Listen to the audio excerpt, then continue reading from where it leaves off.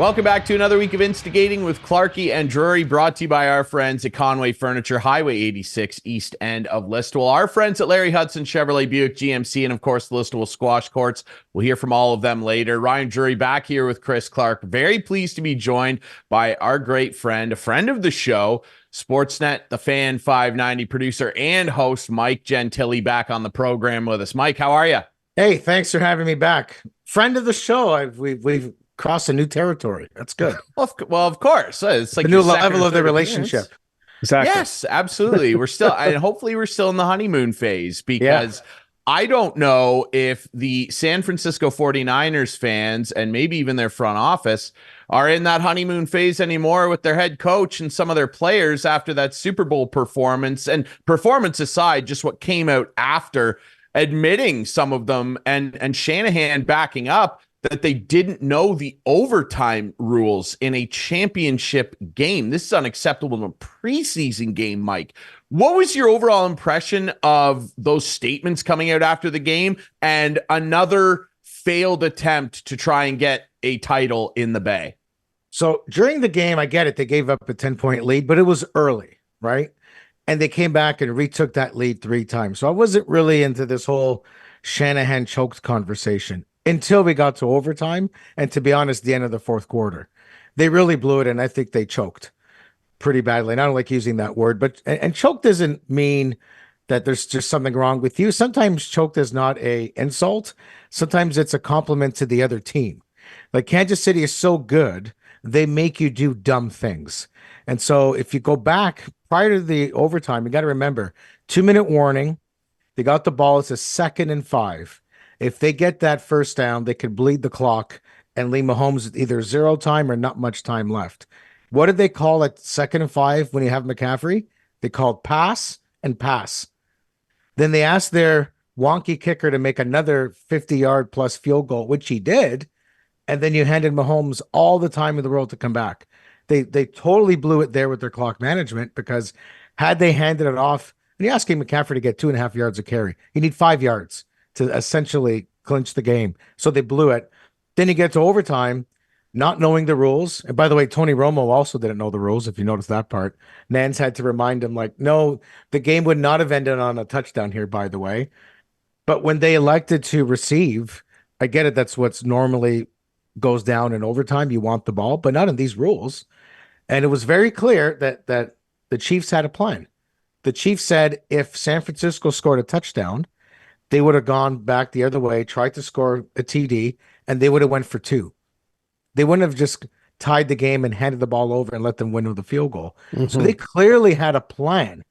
San Fran had no plan. You got 2 weeks. It's crazy. How is it possible in the 2 weeks? That's not a scenario you have to look at. So, I mean, as much as you don't want to blame Shanahan or whatever, that's a disgrace. Like not knowing the rules. Like, it's even a disgrace if Romo calling the game didn't know the rules and he didn't.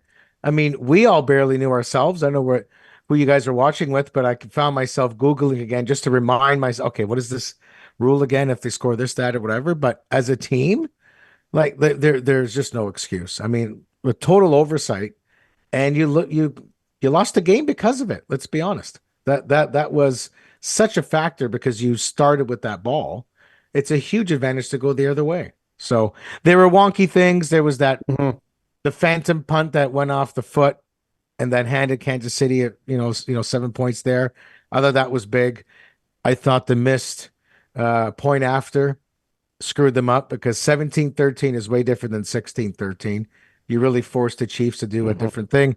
At that point, Kansas City was just like, let's just keep tying this game up. We'll be fine. But yeah, I was literally shocked when I heard that there were people admitting they didn't know the rules. You can't. Yeah. It's this is a Super Bowl. This is a Super Bowl. I know. It's okay for you and I, but it's not okay for the teams. I don't care if you're special teams, whoever, to not know the rules is ridiculous. It is. The spread, by the way, was anywhere between 1, 2, 2.5, whatever. So the idea of an overtime is not exactly shocking. Like, exactly. To sort of say, guys, I never thought that would happen. Right? Yeah. Oh my God. And talk So about spreads. Like Kansas City doesn't seem to be getting like they were the underdogs going through most of the playoffs and like Every game, early Clarkey. Super Bowl. Yeah, early Super Bowl for next year. They're not even the favorites. What do they have to do, Gentile, to really get people thinking that this is a dynasty in the making? Like two in a row is not enough. there's nothing they could do. People are just dumb when it comes to this stuff. They do with the Chiefs what we did with the Patriots. Started counting them out. So I like Kansas City right from the start of the playoffs all the way through. And my theory was we bet against Brady too many times, assumed they were finished too many times, and they go and burn you. So until they lose, you got to go with them. And they went about it in a weird way because I thought they were arrogant to try to win Super Bowls without Tyreek Hill. Like you had the most dynamic receiver maybe we've ever seen, and you're trying to win without this guy? Like, it makes no sense. And then you realize getting another wide receiver wouldn't make the Chiefs much better. What makes them better is keeping that quarterback and having a killer defense. If you have a killer defense with that quarterback, you can't beat them. And they just proved that. And the funny thing is, they're doing it just like Brady. They're making stars out of nobodies. They don't have huge names with wide receivers. And you know what Mahomes doesn't do? He doesn't make mistakes. And his game, even though he's very flashy, that was more of a couple years ago. The last few years, the last 2 years, a little more dry, a little more boring, a little more dink and dunks and 5 and 10 yards here. There's not a ton of huge plays down the field, but they're just going to knife you all the way down. He's kind of playing the way Brady was playing late in his career, if you think about it. I completely agree. Yeah. And I'm a diehard Patriots fan, so I saw all the best of that. And I agree. Like he's taking what the defenses are giving him. And the last few years without Tyreek, where they could just run pistol routes and go routes and send him down the field in man coverage, similar to what the Patriots were trying to do all the time when Randy Moss was there. And same kind of thing. Like, they never won a Super Bowl with Moss. It ended up being a few years later, the second dynasty, if you will, with Edelman on the team. Edelman was the headline guy. But yeah, it ends up resulting in another Super Bowl win. Clarkey, what did you think of some of what we saw on Sunday? Well, I mean, I thought it was, first of all, I wish the golf had been finished before the Super Bowl started, but because we were flipping back and forth, but we can get into that later. But the Mahomes-Brady conversation is going to continue until Mahomes retires. Where do you see it right now, Gentile, and where do you see it ending? I hate this conversation. These GOAT conversations. Glad I asked the question then. They're so no. And here's my point. It's unfair to Brady, and it's even unfair to Mahomes. Like, if you want to say his pace is right up there or better, of course it is, right? But we've seen with this Ovechkin chase of Gretzky, we've seen with Belichick chasing Shula, you can be on pace all you want, but it doesn't matter until you get to the end. Like there's no sure. When Brady beat the Seahawks, it was number 4. And it was like, okay, he tied Montana. We're kind of there. Can we make him the best? Probably. Then he wins number 5 after that comeback against the Falcons. Then it's like, well, it's kind of hard to argue against the guy. He passed him, and he did that in the Super Bowl. Then he wins number 6. Then he wins number 7. So like the debate died. Like, it's totally dead. Yep. I think Mahomes is the greatest I've seen with my eyes in terms of what he's been able to do. I think he's on pace. And maybe we need to stop comparing him to Tom Brady and just say to ourselves, like, how many could he get in general? Like, Tom played in 10 Super Bowls. Like, he lost 3. Tom could have got to 10 rings. Like, maybe Mahomes could get that high. So I think we should just look at what's in the moment. But, like, people trying to make the case that Mahomes is better than Brady today, it is an impossible argument. I dare anyone to try, because you couldn't do it. Because if Patrick Mahomes were to retire today, you wouldn't say that's the greatest. No. That would be like, oh, the potential. He could have been the greatest, right? Yeah. Like, what argument do people use today for Mahomes over Brady all time? It's not the MVPs. It's not the rings. It's nothing. Like, there is no argument. The difference is now, if you compare where Brady was in his career versus Mahomes now, Mahomes is way ahead. He's ahead in every stat. He's like, it took Brady 3 Super Bowls to grow into this incredible quarterback. Mahomes had it like year 1. So his pace is great. But I find what we do when we have these GOAT conversations is All we're doing is taking two great athletes and then trying to diminish one of them. So instead of propping one up, we're trying to diminish, right? And it's hard. Like even like Randy Moss was saying yesterday, he's like, okay, Mahomes has done this, that, and whatever. He goes, what were the weapons that Brady had early in his career? Because Brady didn't have Tyreek Hill and Travis Kelce. Possibly the best tight end of all time, possibly one of the most dynamic receivers of all time, Andy Reid, that sort of thing. So if you want to go down that road, it's just dumb because they're just different. They're just different. So why not say, you know what? He's at 3 rings. He tied Troy Aikman. He's in a group that only Montana, Bradshaw, and Brady have more. And I'm comfortable saying at his 3 probably looks as or more impressive than the 4 that those other 2 guys had. And let's see where he ends up. But to try to make the case that he is today the GOAT and the greatest of all time, it's actually such a phony argument that it falls apart on itself. And it's not fair to anyone in it. Right?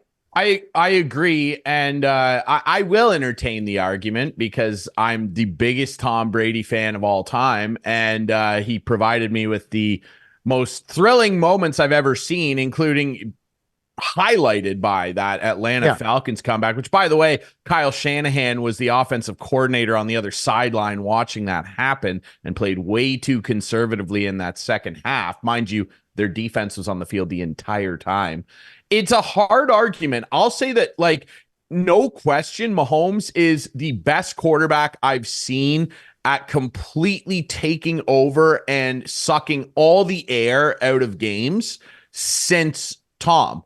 He's better than Aaron Rodgers. Aaron Rodgers has won Super Bowl, and in that Super Bowl, he played pretty good. Mahomes he's better than Peyton Manning. I'm sorry. Like Peyton, the second Super Bowl he won, he was literally carried by his defense. He couldn't lift his throwing arm, even with the steroids. And he couldn't beat Brady head to head in the playoffs. So he's way ahead. Big Ben, name all the big guys over the last 20, 25 years. He's light years ahead of them. You know, people, I think the argument they're trying to make is he's better than Brady because of the way he's doing it. It's more highlight reel. He gets out of the box. He can make plays with his legs. We saw him get another crucial first down, 2 of them actually in that Super Bowl. My argument to that is that's generally not what I want out of a quarterback. I don't care if you run down the field 40 yards. Did you win? Yes, and he won, and his legs are part of an arsenal that Brady did not employ. But that's because Brady is the greatest field general we will ever see. There's nobody that will ever, in my mind, until I see someone win 7 of them, let alone one of those 7 with another team in the first year learning a new playbook. No one will ever be better at reading defenses than him. He won 3 Super Bowls in his first 4 seasons. Mahomes didn't do that. And it's great. Yeah, he's on this pace. The thing with Tom that makes him so, almost a mystic figure now, he's been retired for 2 years and people are writing him off, that's what bothers me about the argument. If Mahomes does this, I'll give him his flowers. But Brady hit the age of 30, which Mahomes hasn't even hit yet, which is amazing. But he hit the age of 30, 32, and put the pedal through the floor. He had the greatest run in that age bracket. He had 2 separate dynasties, for God's sake. And in the middle of that, won a few MVPs, the first unanimous one in history, by the way. Mahomes needs to do this when he's 38, 39, maybe even 40. Because if he can't keep this pace up that deep into his career, there's no way he can be better than Brady. Oh, by the way, head-to-head, he's 0-2 against Tom Brady. And in the Super Bowl they played when Tampa stomped them, Mahomes was awful. It was awful. Awful. And you're going to tell me that he's better than Brady? No thanks. Here's what people have. How do you define better? What does that mean? People are like, oh, the way they do it or this. It's wins and rings. And I think with Mahomes, he doesn't even need to get to 7 to be the best. Like, I think if he wins a couple more, you could have the conversation a bit more depending on how he does it. But people that like spend all this time on it's like they're playing a game that's never been created. And so the rules are always changing. So people they're just pissing in the wind with these arguments. So and you know what we should never do, and we do it all the time. We want to eliminate the past. Brady was only 2 years ago, and we already want to question this guy. Joe Montana was the greatest quarterback for years and years. No one saw him play, so no one wants to talk about him. So he's not even in the conversation. Not because he wasn't good, because no one saw him. I did. I saw him. Right? I saw him. That was like my first 2 Super Bowls I watched were his last 2. And there was no one, even Brady for years, that was in that category. And to be honest, he still went 4 for 4, never lost in a Super Bowl. You know, start making different kind of arguments and that kind of stuff. He kind of did what Jordan did, never lost in the biggest game. So if someone wanted to make that case, I would say go ahead. Like it's a subjective thing, but I just think we could do better as sports fans and journalists and sports media people than just who's better, this guy or this guy. Like like a lot of those conversations do not make sense. I think you got to look at the pace and look at what they're on. So, like, if Ovechkin passes Gretzky, he's the greatest goal scorer of all time. Like Wayne's done. Alex takes the lead. No, he may win that record, but like we could just be better with how we're trying to have these arguments. And it's too much like, do you like this ice cream or do you like this one? And you can only pick one or the other.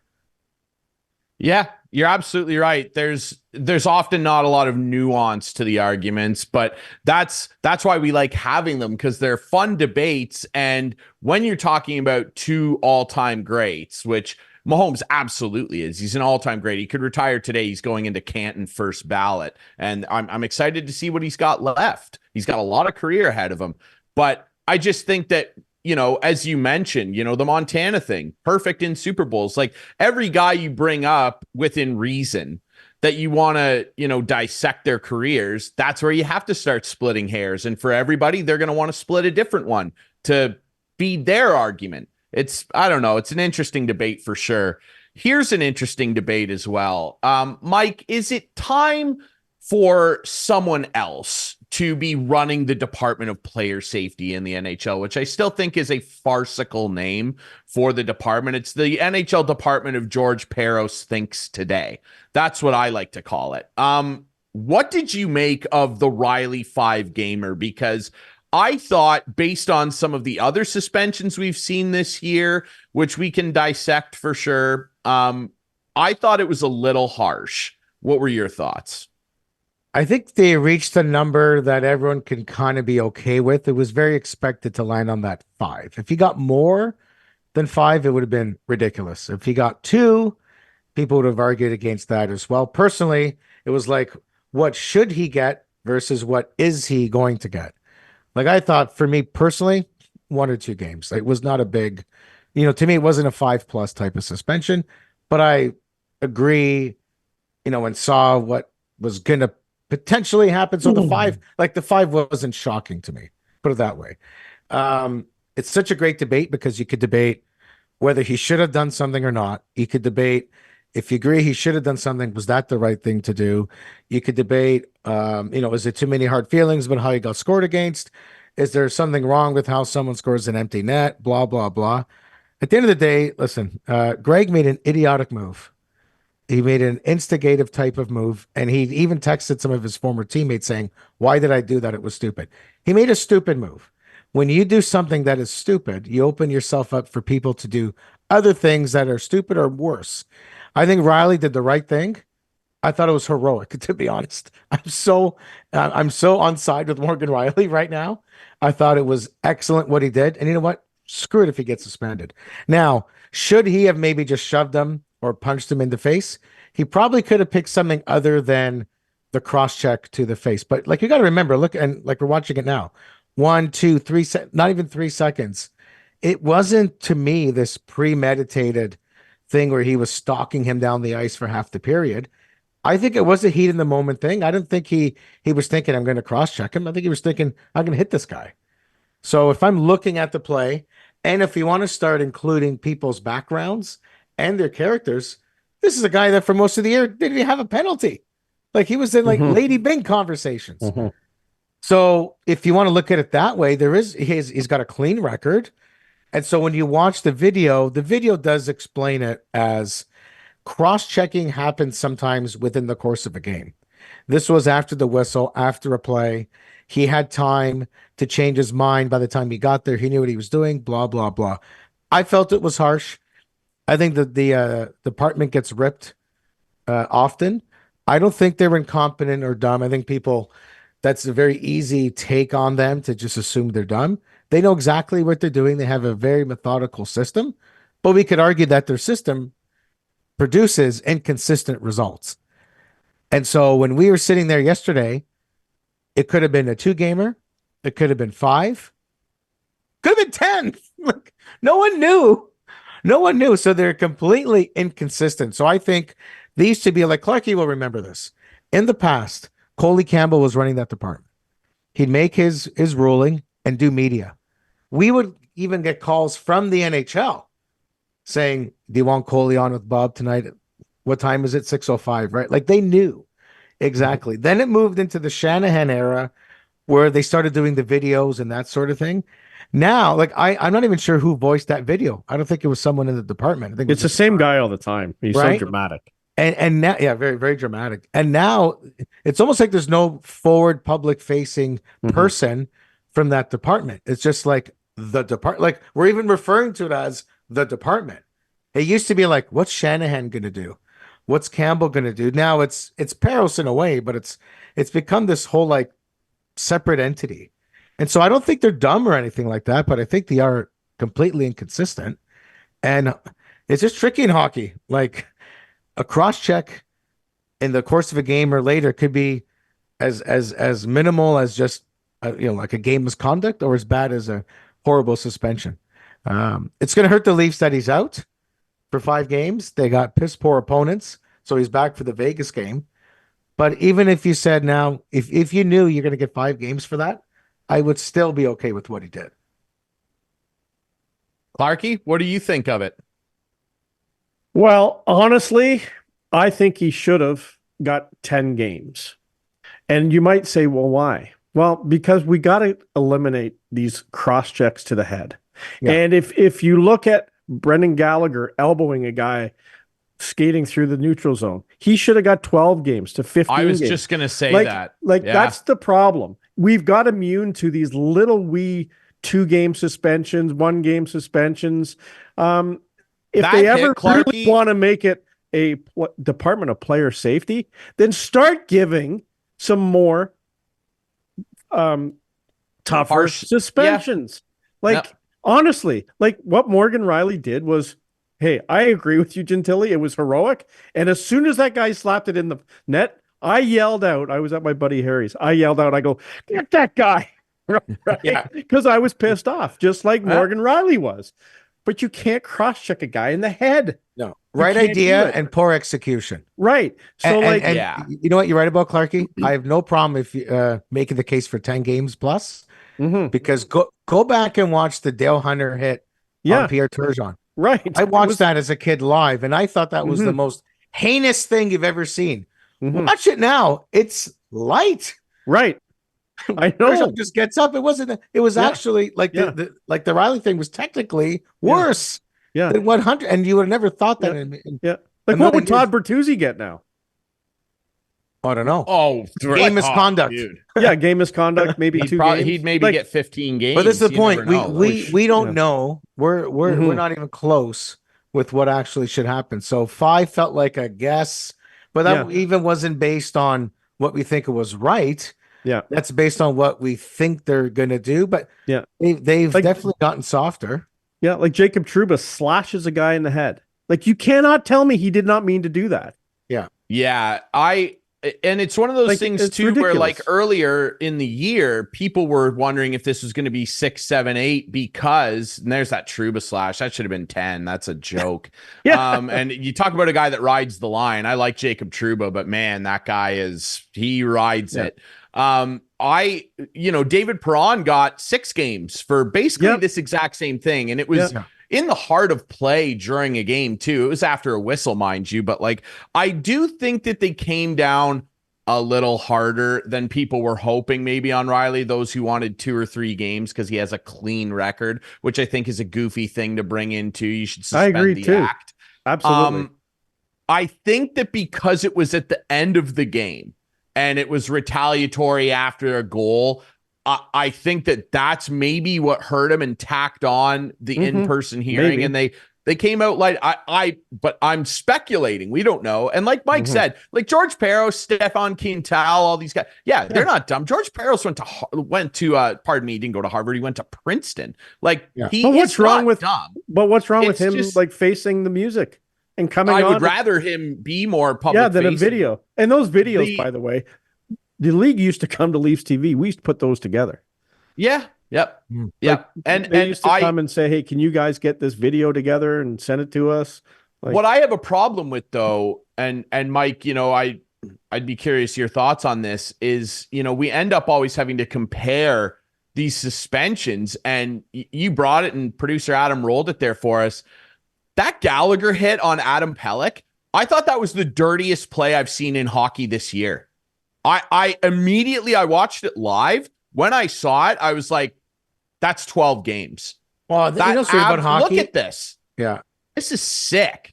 What completely targeted, premeditated. 100%. He took 7 strides to get to him. He watched him down the ice. He jumps and he lifts his elbow way up there to make sure I'm going to get every chunk of this guy's head. Here's why that's worse. That was gross. Here's why that's worse. Rielly was reacting to what seemed to be a disrespectful play at the end of the game. At the end of the game. Yep. What was Gallagher doing? Trying to get the puck? Like, what was the context of this hit that we're watching now? What was the context? He just went up and gave a guy a dirty hit. Yeah. So someone's going to kill someone. So I think, break someone's neck. Honestly, I felt Rielly's was a little more accidental. In a way, I don't think the intention was, I want to cross-check this guy in the face. Agreed. Yep. It's like, I want to get this guy for what he did. Yeah. And he ended up making, honestly, a poor decision. He should have dropped the stick. He didn't need his stick. He should have just punched him in the face. And And we would not be having this conversation. Yeah. But back to the department. Here's what they should have done. When did Peros take over exactly? I don't know. A couple of years? It's a while now. It's been a while, I want right? to say something like 2014, 15, because it was right after Brendan got hired. So here's what they should have done or should do in the future. When someone new takes over, there's a new sheriff in town. We're establishing rules. We don't care about the past. Don't show me the Dale Hunter. Don't show me the Gallagher. All that stuff doesn't matter. We're going to reestablish now, and we're going to be harsh. So guess what? You're going to hit someone in the face with a stick? 10 games is going to be your minimum. Oh, but what about... I don't care. Yeah, but what about that other hit? What? It doesn't matter. This is the new set of rules. Too bad. Because what happens is we start piecing all these pieces of evidence, and you can make cases that Rielly's was one of the worst of all time, and you can make the case it was one of the more mildest suspensions of all time. You can make a case on either side. So what they should have done is just reestablish what they want to do. And if you want to get that stuff out of the game, trust me, if every player knows suspensions start with the number 10, right? You're dropping that stick. You're not doing it. You just know. That's what I'm saying. Like anything else. So I agree. So so that's what's hard about it. Like the 5 but makes sense in a broken system.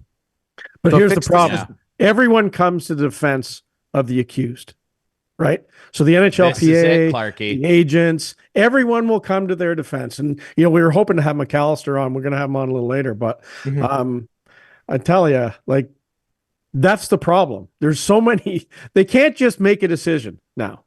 I mean, they can. Ultimately, they can. But every one of them others are behind every and no one advocates for the actual person that gets hit, like for the... Exactly. That's what I'm saying. That's the thing. Yeah. That's where the NHLPA, people often forget that. They jump on George Peros and they jump on the department. Yeah. The NHLPA... Like, why wasn't Ridley Gregg on that call? He said after, I don't think he really meant to hit me in the head. Like, I don't know if it would have made a difference, but they should have the guy who got hit on these calls. And then where do you guys come down on the injury? Because here's the thing. If you get into an accident because of how wild you drive your car, your punishment will be different if the person you hit dies in that accident or not. Yeah.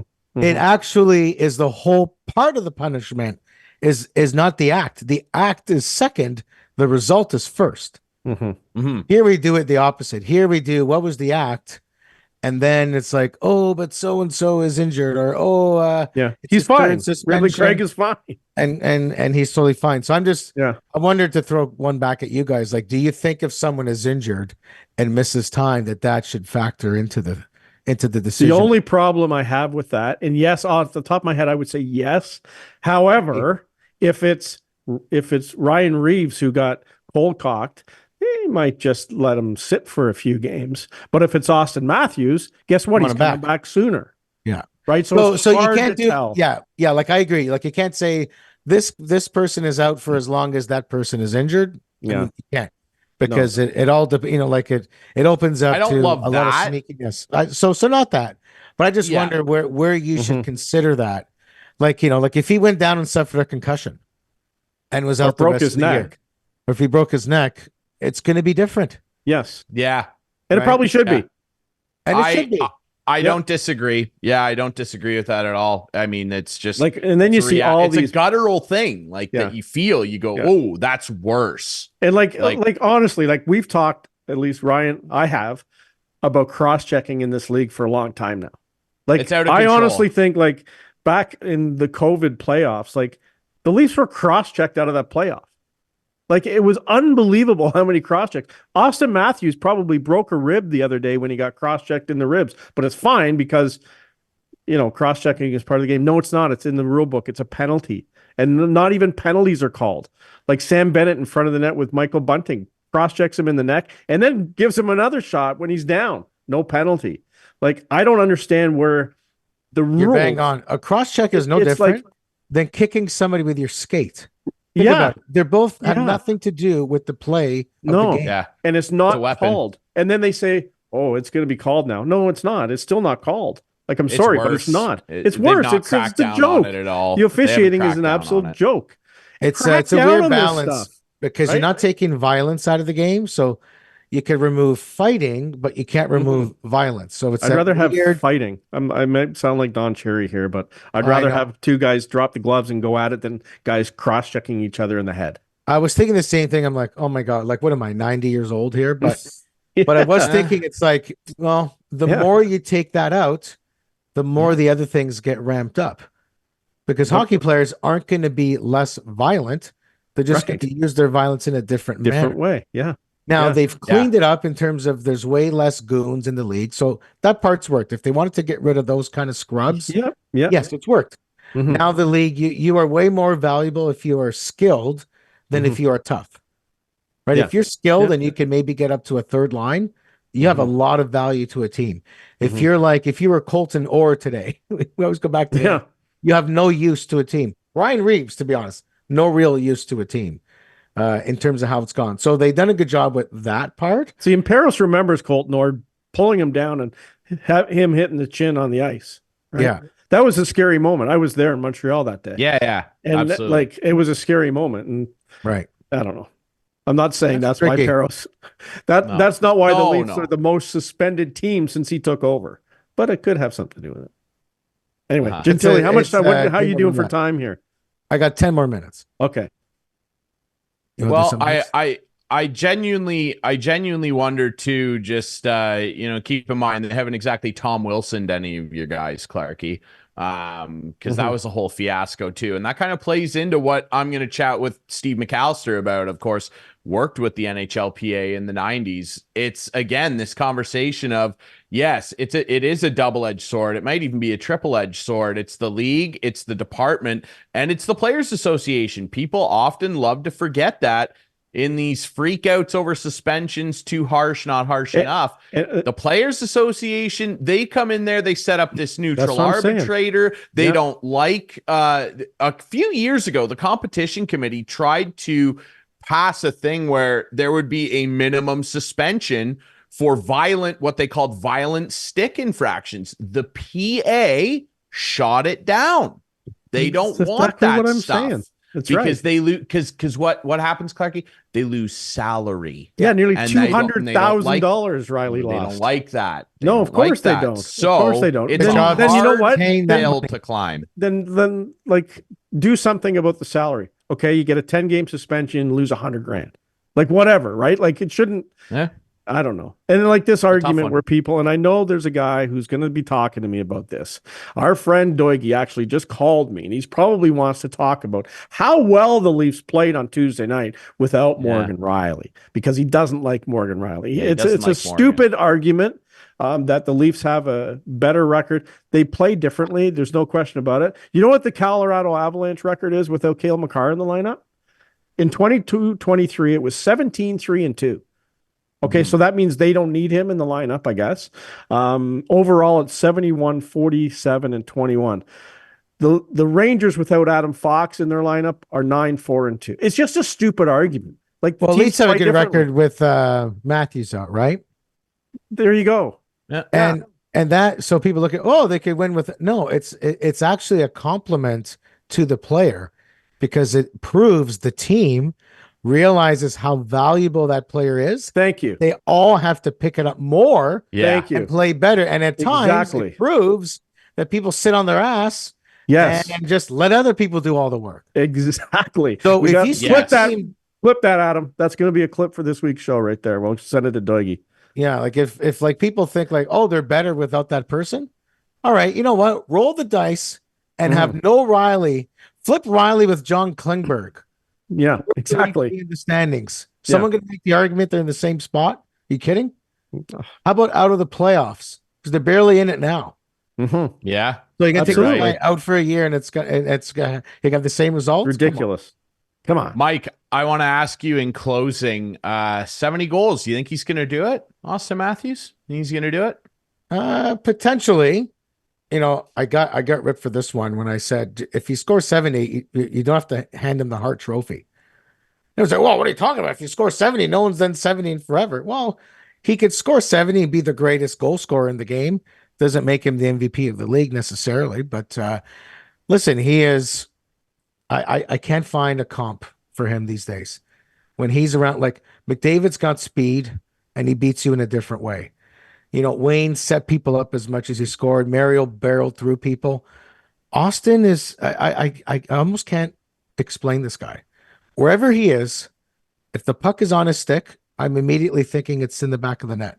He could be at the blue line, behind the net. Like, I've never seen a guy who is more of a threat. Like, I use this example, and Clarkey will like this one from baseball.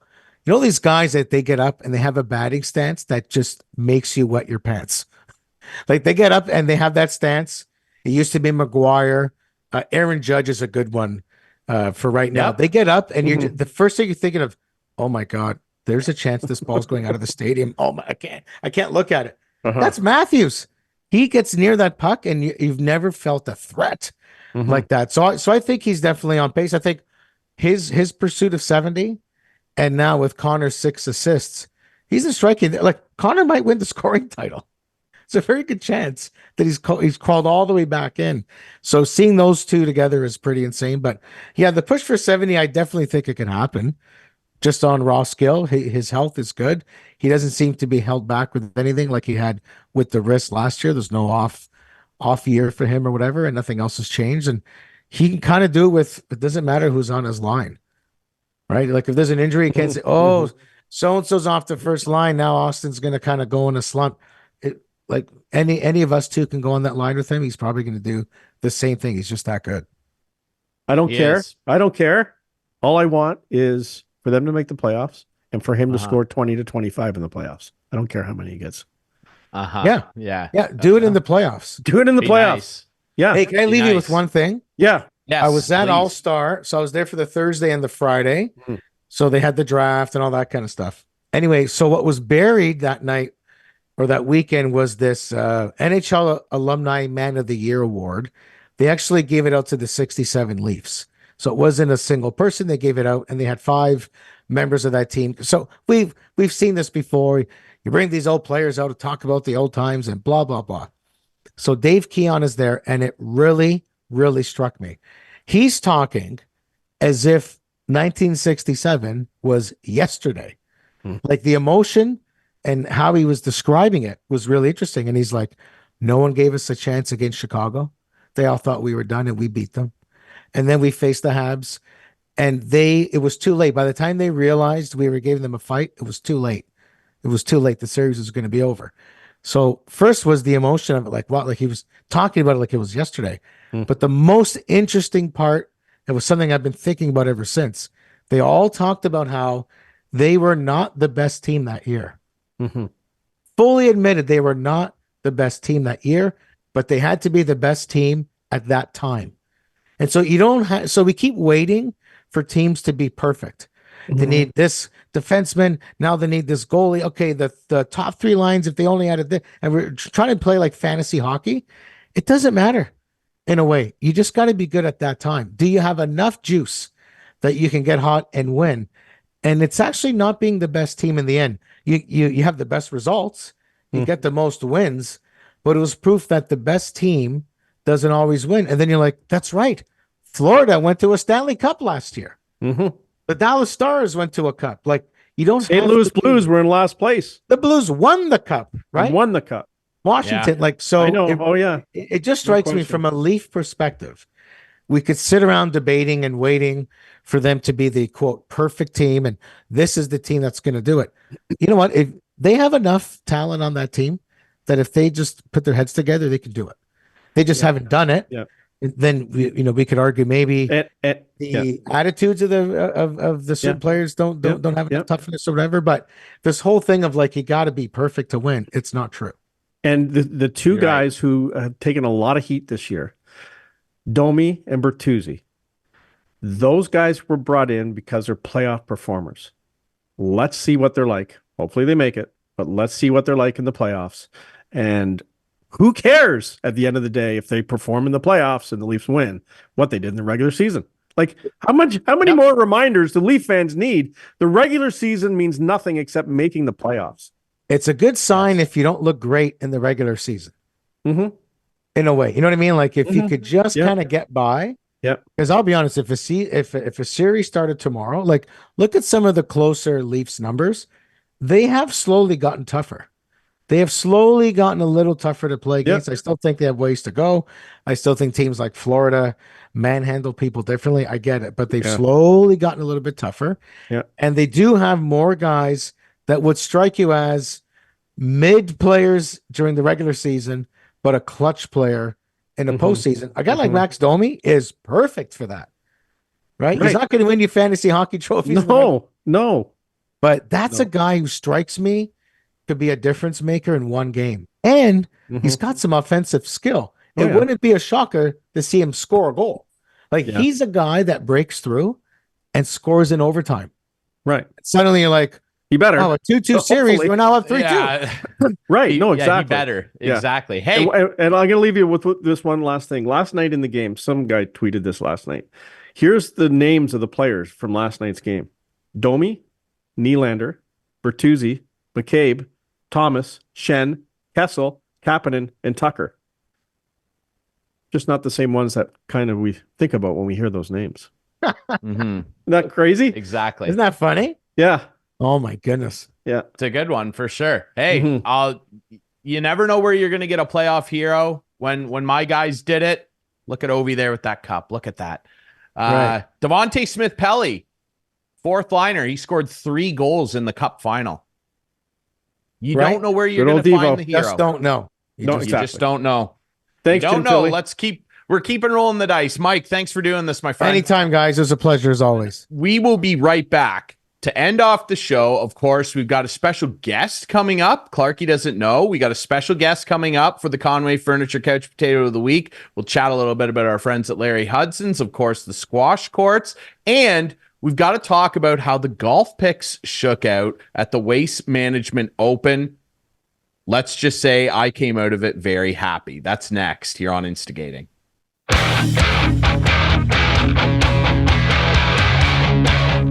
Wrapping things up this week on another fun edition of Instigating with Clarkey and Drury. Ryan Drury back here with Clarkey. It's time what's for going couch on? Potatoes, Clarkey. What is going on? Look. We have to transition. What's We have to going on though? transition. You're an doing important part something of the that I'm show. not aware of. Yeah, I'm not our sure friends if at I'm Conway liking this. Furniture. No, it's going to be fine. Our friends at Conway Furniture, you're not in trouble or anything, dude. I know, but you have a look. You look like you're about to get sent to the principal's office or I something. don't know what what's did you, happening. What'd you do? You're up not to acting something. up in class. All of a sudden, it's okay. like we're on Zoom here. Let's explain what happened. We're on Zoom, and then all of a sudden, I get this. Someone's entered the waiting room, and I'm like, "Who's this guy entering the waiting room?" And you go, "Don't worry about it. Don't worry about it." And I'm like, "I'm going to just remove this guy." No. Listen, I have for the first time ever a outside of the organization, which consists of you, me, and producer Adam. This is an outside the organization self-imposed couch potato nomination. Okay. And let me tell you a little bit about it. All right. Our friend Alan at the squash courts. Oh, that Alan. See, I didn't even know. I've been hearing from people that I don't know if people know. We don't mention this enough. Actually, our friends at the squash courts. It's easy to sign up, play at the squash courts and all that. Alan also does gymnastics in there. And I've heard from a few people that like it's gotten a little stale over there.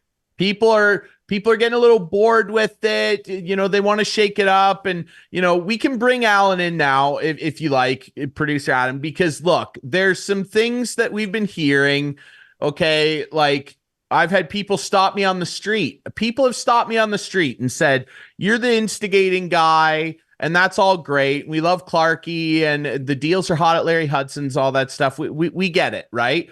But we also have the squash courts. And Alan has, for the first time in show history, self-nominated himself as the couch potato over this gym stuff. And people have said, "Oh, you know, it's gotten a little stale over there. We're doing this." And Alan, I wish there was something different going on. And here's Alan. Alan, you're in here. Why don't you defend yourself? You nominated yourself. Explain to me what's going on. You're the couch potato. Yeah. I just wanted to maybe bring some light to the background of gymnastics, like the behind the scenes stuff. I've getting lots of feedback from parents, and I'm a parent with a young daughter, and she loved gymnastics. But you're right, it got a little stale. The program isn't really structured very well, or as well as it could be, I guess. I'm working with the coaches right now, coaches from other clubs. I've went and checked out other programs, and we're going to alter it. So it's going to be more of a skill-based club rather than age. So 6 to 8s right now are junior co-ed, and after a session, they come back to the next session and kind of redo it again. So we're going to change that. So there's going to be skill 1 through 10. When they pass skill 1, they move on to skill 2 classes. Things like that. So then it's really good for kids to progress in gymnastics itself. There you go. Alan has admitted to being a couch potato, and now you're almost a double couch potato. You're going the other way. You're gonna admit to being the lazy couch potato, but now you're gonna be the guy kicking back because you're putting the work in. Yeah. It kind of snuck up on me, to be honest. We're a new club to Listowel, so kind of bringing gymnastics into the community with a fresh start. And yeah, we kind of dropped the ball there a bit, or I did personally. I'm definitely picking up the ball now, working with lots of people. I had a meeting the other night late. Been doing it a couple times a week, just trying to figure out what's going to best suit our club.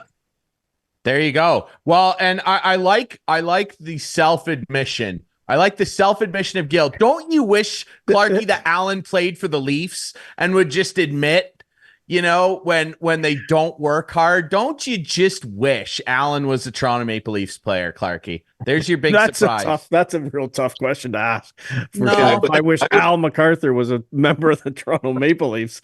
Wow. But he went to a game the other night. That much I know. Yeah. He did. Yeah. It was took in another loss.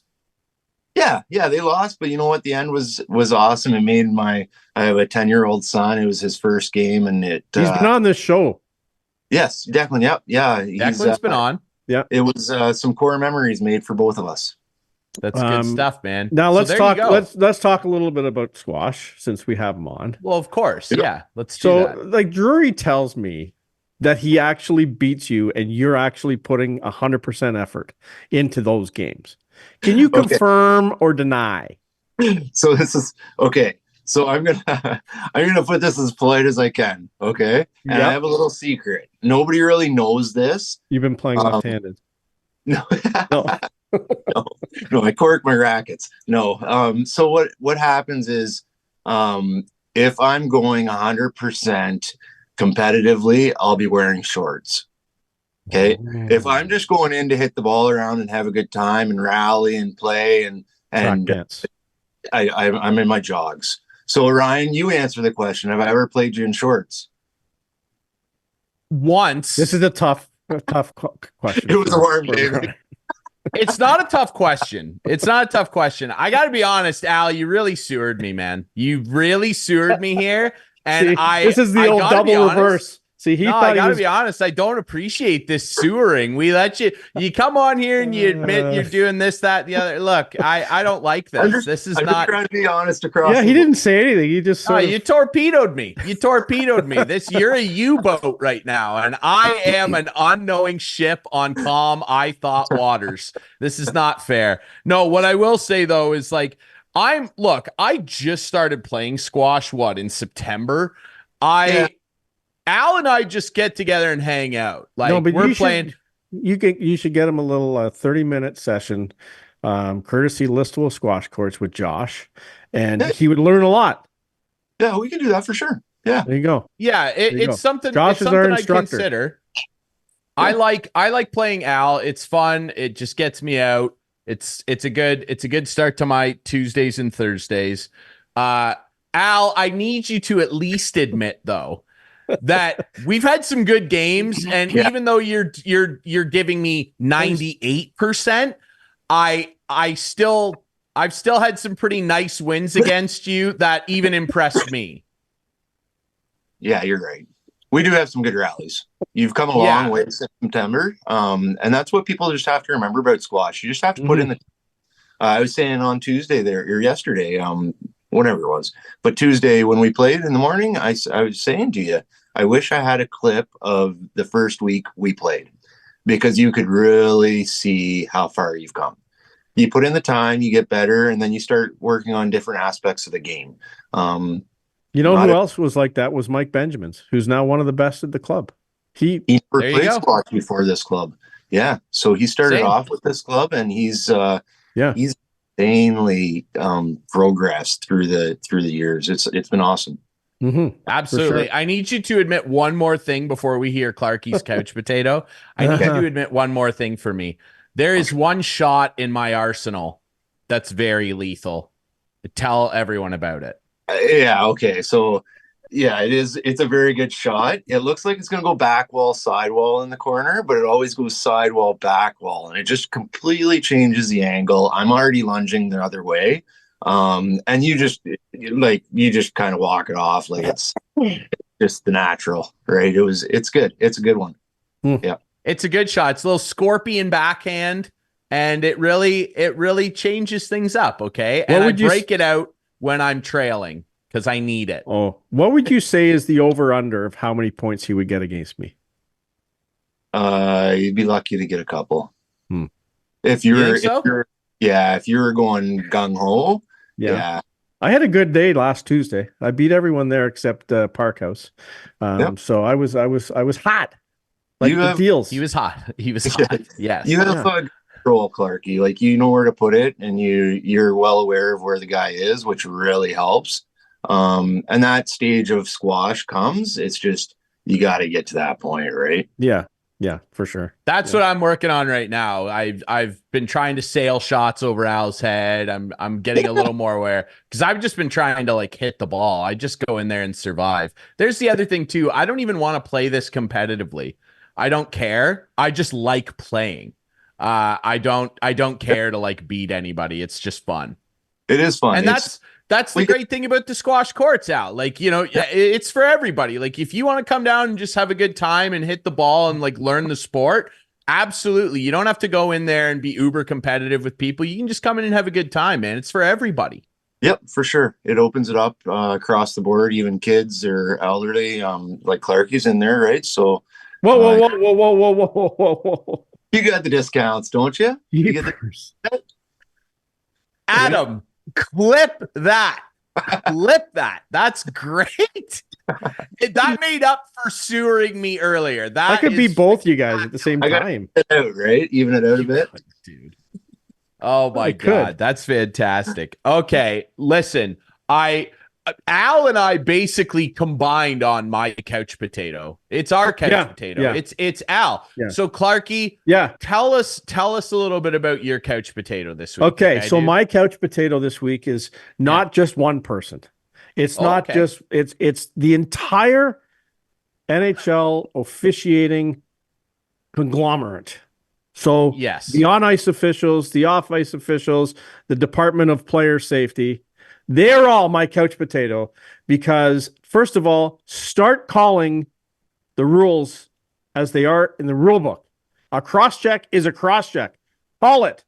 Wayne Simmons gets cross-checked in the head in the playoffs a few years back from Montreal, and they don't get a penalty. They don't get a suspension. Nothing. Austin Matthews gets cracked ribs maybe a month, 2 months ago. No call.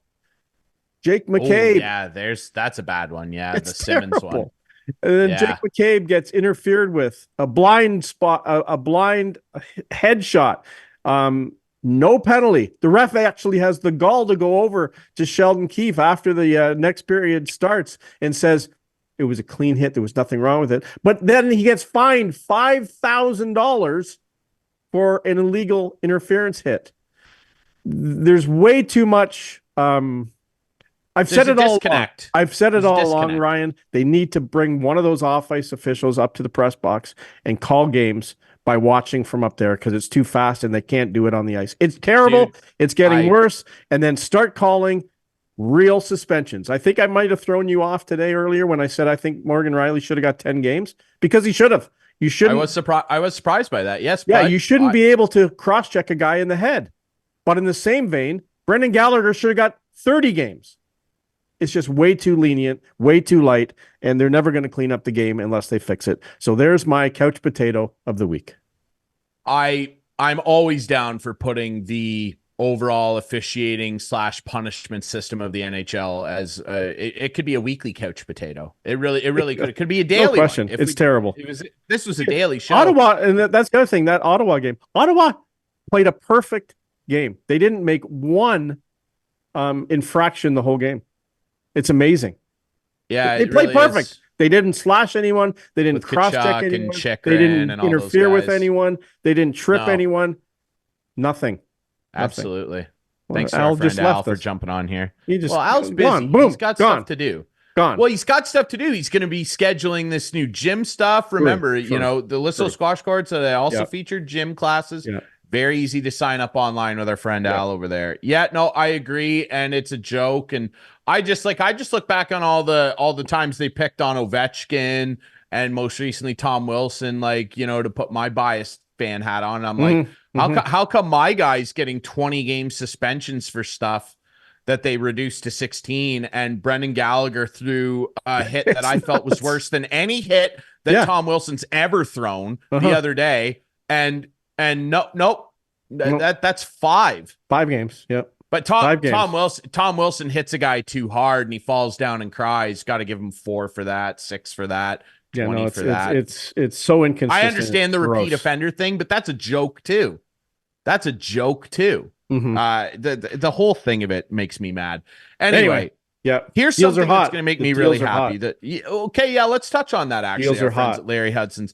Hudson's Thanks to our friends at Conway Furniture, by the way. Yeah. For the couch potatoes. And now Larry Hudson's deals are always hot. It's truck month still. Still Hudson's truck month, and we have a great deal of trucks. The lease rates have come down on some. There's a cash bonus, cash credit, $6,000 on some select 24s.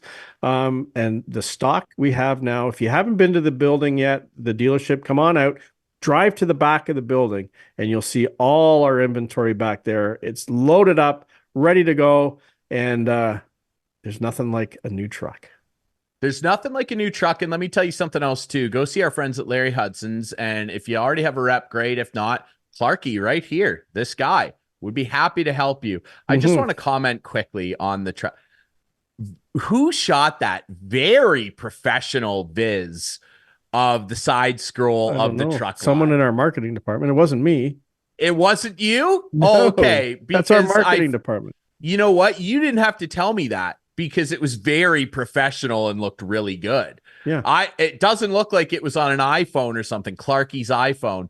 It was like It might have been really on nice. an iPhone, but you know what we've invested in? A gimbal. Oh, you've got because I was going to say that's have a a gimbal. very. My girlfriend Kate is a Yeah. professional videographer, and that looked like a really clean. Yeah. Let's see it, Adam. Here, look at this clean, The smooth gimbal push. keeps everything level and nice, and it's Yeah, really it's got good. like a little equalizer thing on it. They're really cool, those gimbals, and they're, like for a good one, they're pretty pricey. That's a really nice, clean push. So look, Yep. our friends at Larry Hudson Chevrolet Buick GMC can never be a couch potato. Brought to you by Conway Furniture, because they put the work in right there, and that's That's why right. the deals are hot. That Not was only probably are the Allie. deals hot, That was probably the Allie. video.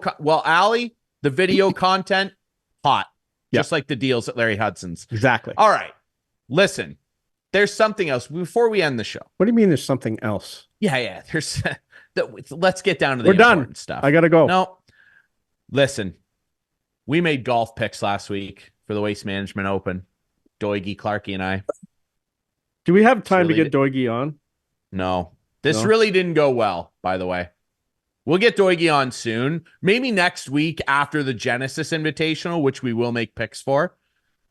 This didn't go well for the guys. I'll refresh your memory, and producer Adam has the results here. I had Justin Thomas, Hideki Matsuyama, Sam Burns, and Thigala. Clarkey rolled with Scotty Whiskey Mitts Scheffler, Max Homa, who missed the cut. Clarkey lost a stroke because of that.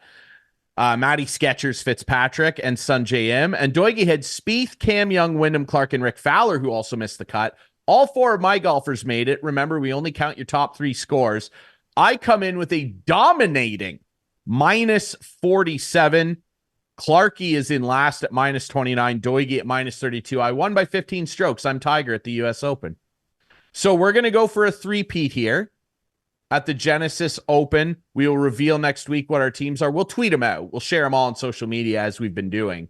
But Clarkey, I don't know like how long this pick-off is going to last between you, me, and Doigie, because if I'm going to win by, double-digit strokes every week, I don't know how much longer you guys are going to be able to put up with that. I might have to recuse myself. Thank you very much for that. Now let's get right to the Super Bowl predictions and see who picked who for the Super Bowl. And yes, far less somebody important. picked the Kansas City Chiefs to win the Super Bowl. Something far less important. Yeah. There we go. Now the scores weren't exactly right. I thought it was going to be a little higher scoring. Everyone there did. you go. You Everyone had the did. Niners. I had the Chiefs.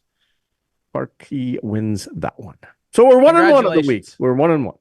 You won the golf. I won the Super Bowl.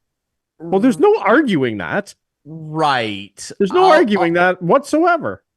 You're 1.5. I'll give you like a point because you didn't predict the score right. So you actually way overshot it. So look, I congrats on your Super Bowl pick. Thanks.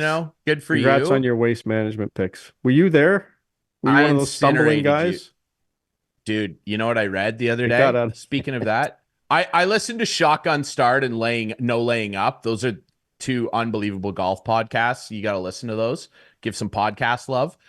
Listen, there were over the course of the weekend, the field was like 152, 156 over the course of the 4 days at the Waste Management. They call it the People's Open, the Party Open. 130 people were taken out unconscious, not heat stroke or like a medical, like something they serious. Stopped serving booze otherwise at like 9 in the morning, didn't they? In one day, they stopped on Saturday and Sunday. They stopped serving at noon local time. Noon, yeah, because players complained after the Thursday and Friday. Dude, it used to be fun, and now I thought Adam Scott was going to fight a guy outside the ropes there, and there were a couple people on 16 because 16's the big. There were a couple golfers over the weekend that were not very stoked. It went a little over the top. 130 people yanked out crazy. Just because they were blackout drunk. It's not good. I don't know, guys. Like hey, I'm all for having fun. I love it. If I was down there, I'd have a couple cocktails too. A couple cocktails. Mhm. Like, are we golfing or are we at, freshman year of college? Like, let's dial it back a little bit, guys. Otherwise, they'll stop doing it. Or in the very Exactly. least, they'll crack down on how many fans are allowed in. And like, we don't want that. Just calm down on it. Geez, Scottsdale just friggin' going nuts. The drinking was hot, but not hotter than the deals with our friends at Larry Hudson Chevrolet Buick GMC. Thanks to them. And of course, Conway Furniture, Highway 86 East End of Listowel. Deals you see in there, all the prices. They got great deals, and the prices you see on everything includes HST and delivery. And of course, Alan and everybody down at the Listowel Squash Courts. Easy to sign up, and they have a Facebook page. You can sign up through the Facebook page. There's a link there available. You can watch the show Friday nights at 8, Sunday nights at 9 with our friends on Whiteman TV. That's channel 6 for Whiteman subscribers. By the way, we debut on our YouTube channels Friday nights at 9.